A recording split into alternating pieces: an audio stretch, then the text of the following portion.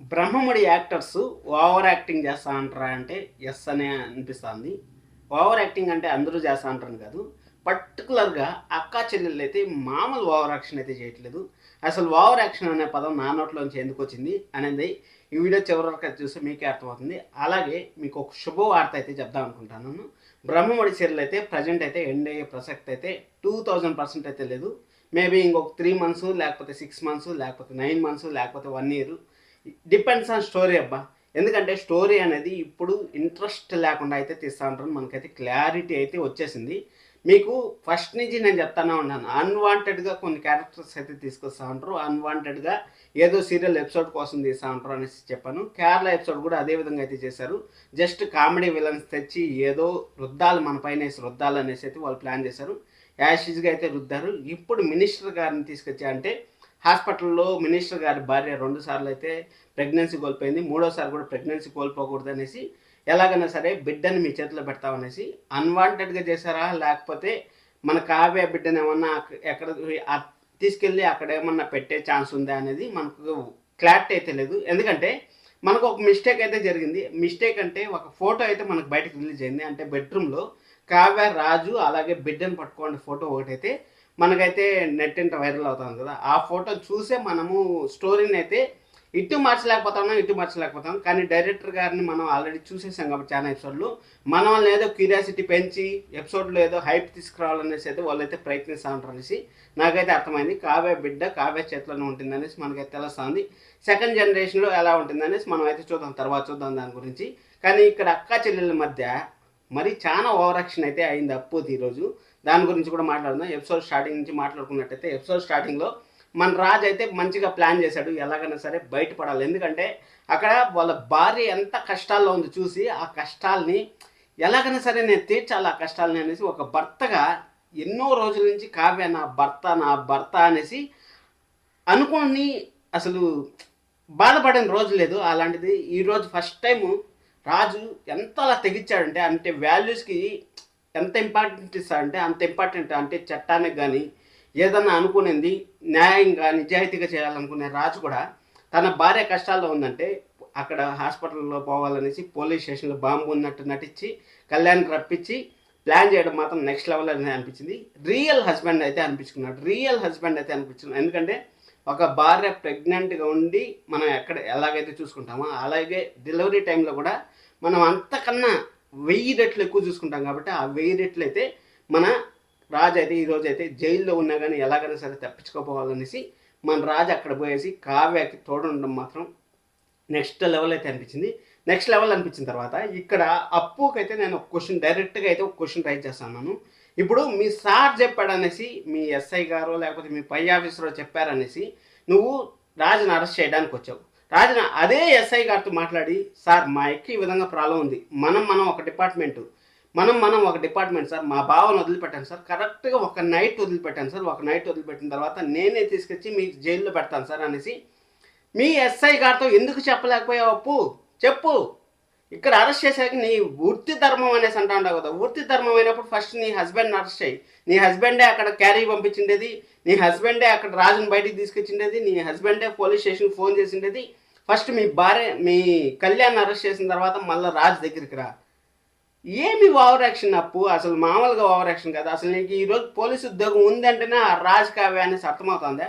ఆ రాజ్ కావ్య లేకుండా ఉంటే మీ అత్త నిన్ను బయటికి పంపించిండేది. అసలు మీ అత్త నీకు సపోర్ట్గా లేకుండా ఉన్న దాన్ని మీ అత్త మార్చాలనేసి ఎలాగైనా సరే మా దానిలక్ష్మి పిన్ని మనసు మార్చాలనేసి రాజ్ కావ్య ఎన్ని ప్రయత్నాలు చేశారు, ఎంత కష్టపడ్డారు, ఎన్ని అవమానాలు ఎదుర్కొన్నారు. అలాంటి అవమానాలు ఎదుర్కొన్న వాళ్ళని ఆ చావు బతుకుల్లో కావ్య ఉంటే నువ్వు ఈ విధంగా అరెస్ట్ చేస్తాను, నా వృత్తి ధర్మాన్ని నేను నిలబెట్టుకుంటాను, నా పై ఆఫీసర్ చెప్పాడు అనేసి ఏం మాట్లాడుతూ ఉండవు అప్పు నువ్వు. అసలు ఇది చాలా తప్పు అప్పు. నువ్వు చెప్పేది మాత్రం 100%, 2000% అయితే తప్పు.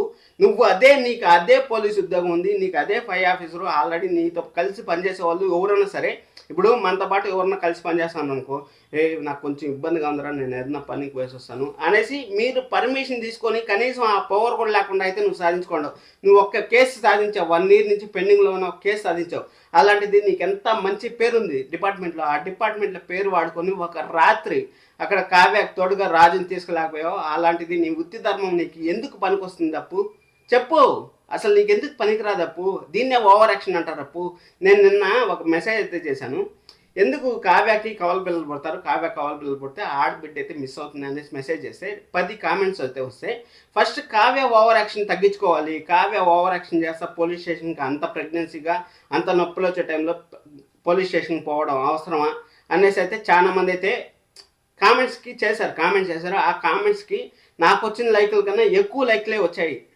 ఏం చేస్తాము, అంతా ఆ విధంగా అయితే అయిపోయారు. కానీ స్టోరీ మాత్రము నేను చెప్తా ఉన్నా ఒకటేనండి, స్టోరీ మాత్రము ఎట్టు పడితే అది తీస్తా అంటారు. నిజం చెప్తాను, ఓన్లీ బ్రహ్మముడి ఫ్యాన్స్ కాబట్టి ఈ సీరియల్ని ఇప్పుడు కూడా చూసుకొని పోతా ఉంటారు. బ్రహ్మముడి ఫ్యాన్స్ కాబట్టి అసలు అన్వాంటెడ్ క్యారెక్టర్లు ఎందుకు తీసుకొస్తా ఉంటారు, మన వాళ్ళని మ్యానిపులేట్ చేయాలని తీసుకొస్తా ఉంటారు, ఏం చేస్తూ ఉంటారో నాకైతే అర్థం కాలేదు. సరే అది వదిలేద్దాం. ఎందుకో మినిస్టర్ వచ్చినాడు, ఒకవేళ ఇన్ కేసు జరిగినా జరగచ్చు, జరగకపోయినా జరగచ్చు. అంటే ఇప్పుడు కావ్యకి అయితే బిడ్డ పుట్టింది, ఆ పాప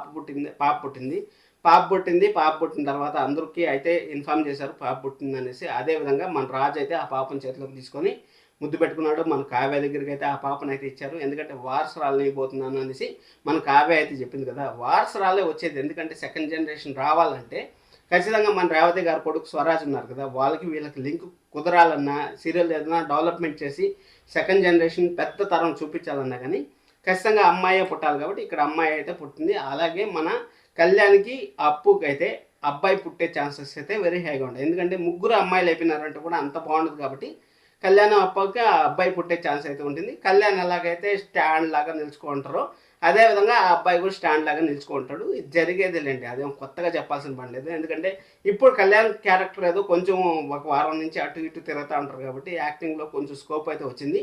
అంతకుముందంతా జస్ట్ నిల్చుకొని ఫేస్ ఎక్స్ప్రెషన్స్ మాత్రమే ఓన్లీ, ఇంక వేరేది లేదు. కాబట్టి అదైపోయిన తర్వాత ఓవర్ యాక్టింగ్ చేస్తూ ఉంటారు అక్క చెల్లెలు అనేసి. అంటే స్వప్న మరీ ఎక్కువ ఓవర్ యాక్టింగ్ అయితే చేస్తుంది. మామూలు ఓవర్ యాక్టింగ్ కాదు, చాలా ఎక్కువ ఓవర్ యాక్టింగ్ అయితే చేస్తుంది. ఎందుకంటే తన భర్త ఎన్ని తప్పులు చేశాడు, ఎన్ని మోసాలు చేశాడు, ఎన్ని కుట్రలు చేశాడు అనేసి స్వప్నకు తెలిసి కూడా మళ్ళీ అక్కడ సూట్ కేసు పెట్టుకొని మన అప్పు అయితే ఆ సూట్ కేసుని ఛేదించలేకపోతా ఉండవు. నువ్వు మళ్ళీ రాజుని ఆపుతా ఉండవు. అసలు ఏం జరిగింది అక్కడ అనేసి ఆ కార్ దగ్గరికి పోయి ఆ సీసీ కెమెరాలు ఏదో ఎత్తికి ఏదన్నా కేసు సాధించేసి చూడకుండా బావగారు మీరు వెళ్ళొద్దండి, సారీ బావగారు కాదు రాజుగారు మీరు వెళ్ళొద్దండి అంట.